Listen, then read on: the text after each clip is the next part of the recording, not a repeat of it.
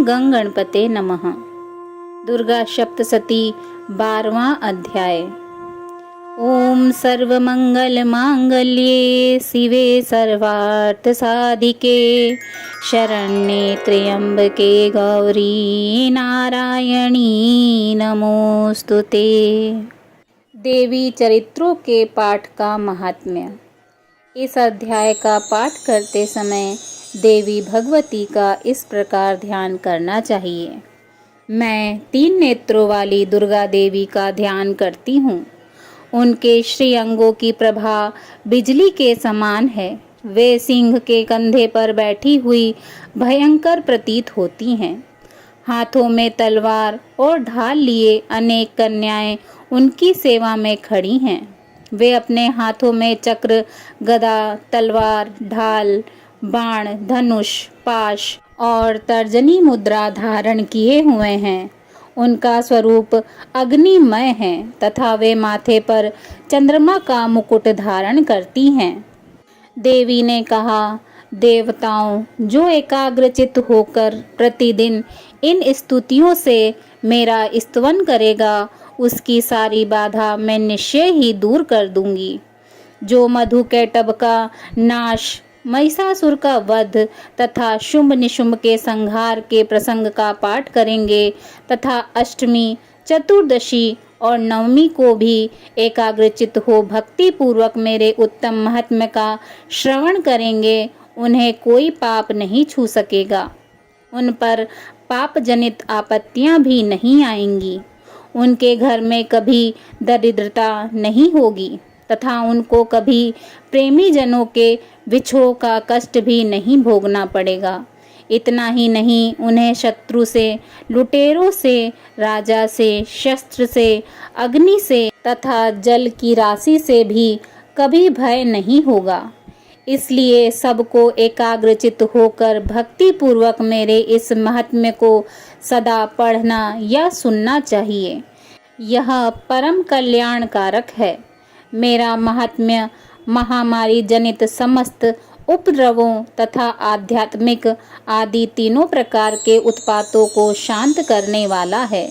मेरे जिस मंदिर में प्रतिदिन विधि पूर्वक मेरे इस महात्म्य का पाठ किया जाता है, उस स्थान को मैं कभी नहीं छोड़ती। वहाँ सदा ही मेरा सन्निधान बना रहता है। बलिदान, पूजा, होम तथा महोत्सव के अवसरों पर मेरे इस चरित्र का पूरा पूरा पाठ और श्रवण करना चाहिए। ऐसा करने पर मनुष्य विधि को जानकर या बिना जाने भी मेरे लिए जो बलि, पूजा या होम आदि करेगा, उसे मैं बड़ी प्रसन्नता के साथ ग्रहण करूंगी। शरत काल में जो वार्षिक महापूजा की जाती है, उस अवसर पर जो मेरे इस महात्म्य को भक्ति पूर्वक सुनेगा, वह मनुष्य मेरे प्रसाद से सब बाधाओं से मुक्त तथा धन्य धान्य एवं पुत्र से संपन्न होगा। इसमें तनिक भी संदेह नहीं है।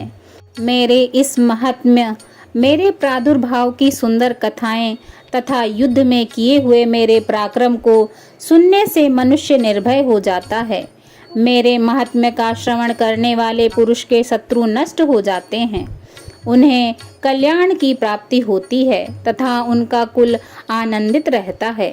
सर्वत्र शांति, कर्म में बुरे स्वप्न दिखाई देने पर तथा ग्रह जनित भयंकर पीड़ा उपस्थित होने पर मेरा महात्म्य श्रवण करना चाहिए। इससे सब विघ्न तथा भयंकर ग्रह पीड़ाएं शांत हो जाती हैं और मनुष्यों द्वारा देखा हुआ दुःस्वप्न शुभ स्वप्न में परिवर्तित हो जाता है। बाल ग्रहों से आक्रांत हुए बालकों के लिए यह महात्म्य शांति कारक है तथा मनुष्यों के संगठन में फूट हो जाने पर यह अच्छी प्रकार मित्रता कराने वाला होता है। यह महात्म्य समस्त दुराचारियों के बल का नाश कराने वाला है। इसके पाठ मात्र से राक्षसों, भूतों और पिशाचों का नाश हो जाता है। मेरा यह सब महात्म्य मेरे समीप्य की प्राप्ति कराने वाला है। पशु, पुष्प, अर्घ्य, धूप, दीप, गंध आदि उत्तम सामग्रियों द्वारा पूजन करने से ब्राह्मणों को भोजन कराने से, होम करने से, प्रतिदिन अभिषेक करने से, नाना प्रकार के अन्य भोगों का अर्पण करने से तथा दान देने आदि से 1 वर्ष तक जो मेरी आराधना की जाती है और उससे मुझे जितनी प्रसन्नता होती है उतनी प्रसन्नता मेरे इस उत्तम चरित्र का एक बार श्रवण करने मात्र से हो जाती है।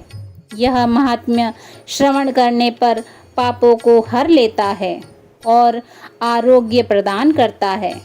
मेरे प्रादुर्भाव का कीर्तन समस्त भूतों से रक्षा करता है तथा मेरा युद्ध विषयक चरित्र दुष्ट दैत्यों का संहार करने वाला है।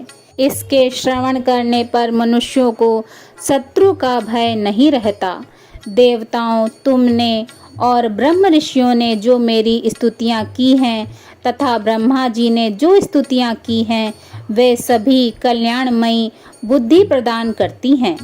वन में, सूने मार्ग में अथवा दवानल से घिरे जाने पर, निर्जन स्थान में, लुटेरों के दाव में पड़ जाने पर या शत्रुओं से पकड़े जाने पर अथवा जंगल में सिंह, व्याघ्र या जंगली हाथियों के पीछा करने पर, कुपित राजा के आदेश से वध या बंधन के स्थान में ले जाने पर अथवा महासागर में नाव पर बैठने के बाद भारी तूफान से नाव के डगमग होने पर और अत्यंत भयंकर युद्ध में शस्त्रों का प्रहार होने पर अथवा वेदना से पीड़ित होने पर, किंबहुना सभी भयानक बाधाओं के उपस्थित होने पर जो मेरे इस चरित्र का स्मरण करता है वह मनुष्य संकट से मुक्त हो जाता है।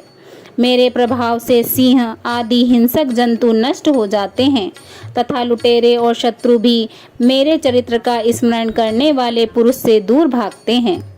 ऋषि कहते हैं, यूँ कहकर प्रचंड पराक्रम वाली भगवती चंडिका सब देवताओं के देखते देखते वहीं अंतर्ध्यान हो गई। फिर समस्त देवता भी शत्रुओं के मारे जाने से निर्भय हो पहले की भांति यज्ञ भाग का उपभोग करते हुए अपने अपने अधिकार का पालन करने लगे।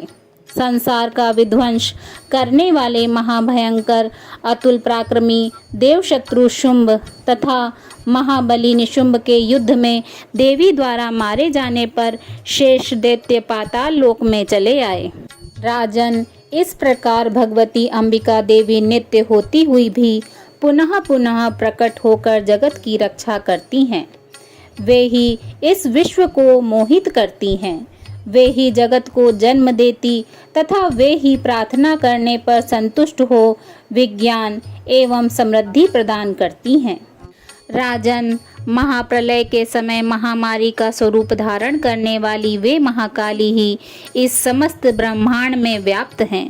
वे ही समय समय पर महामारी होती और वे ही स्वयं अजन्मा होती हुई भी सृष्टि के रूप में प्रकट होती हैं। वे सनातनी देवी ही समयानुसार संपूर्ण भूतों की रक्षा करती हैं। मनुष्यों के अभ्युदय के समय वे ही घर में लक्ष्मी के रूप में स्थित हो उन्नति प्रदान करती हैं और वे ही अभाव के समय दरिद्रता बनकर विनाश का कारण बनती हैं। पुष्प, धूप, गंध आदि से पूजन करके उनकी स्तुति करने पर वे धन, पुत्र, धार्मिक बुद्धि तथा उत्तम गति प्रदान करती हैं। इस प्रकार श्री मार्कंडेय पुराण में सर्वाणिक मनवंतर की कथा के अंतर्गत देवी महात्म्य में फल स्तुति नामक 12वां अध्याय पूरा हुआ।